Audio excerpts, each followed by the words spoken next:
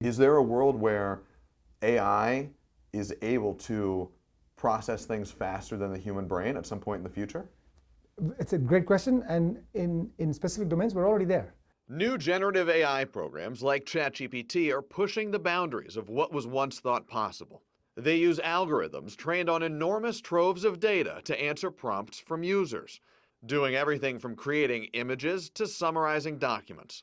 Georgia Tech computer scientist Santosh Vempala says the answers are often accurate, but not always. Sometimes ChatGPT very confidently Yes, outputs completely incorrect information. absolutely, absolutely. The industry calls those errors hallucinations. So what do you do when AI hallucinates about you? It's a question attorney John Monroe and his client Mark Walters are trying to answer. They allege the AI platform ChatGPT provided untrue information about Walters to a third-party user who asked the software to summarize a lawsuit. It says Alan Gottlieb is suing Mark Walters because Mark used to be the CFO and treasurer of the Second Amendment Foundation, and he embezzled a bunch of money from the foundation. Is that true? None of that's true. Mark's never been the treasurer, never been the CFO, hadn't embezzled any money, none of that. That initial suit was filed across the country in Washington state and never referenced Walters, according to court filings. But when asked to summarize it, Walters alleges ChatGPT hallucinated, erroneously asserting he was involved in the case. Other people would call it bald-faced lies. Walters has now filed a defamation suit against OpenAI, the company behind ChatGPT.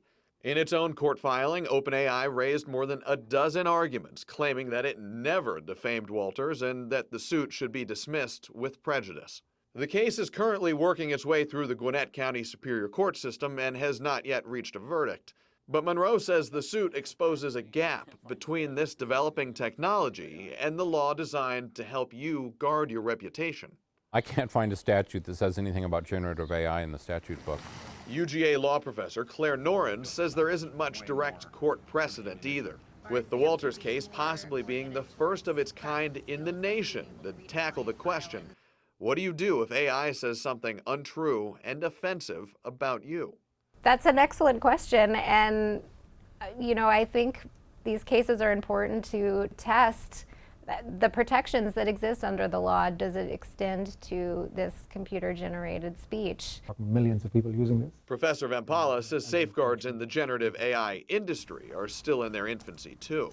The technology is still reaching the point of being usable for many applications, but the guardrails are not there yet. And while safeguards, for now, lag, the powerful technology continues to grow. I can't imagine it won't be everywhere. Everywhere. I mean, literally everywhere.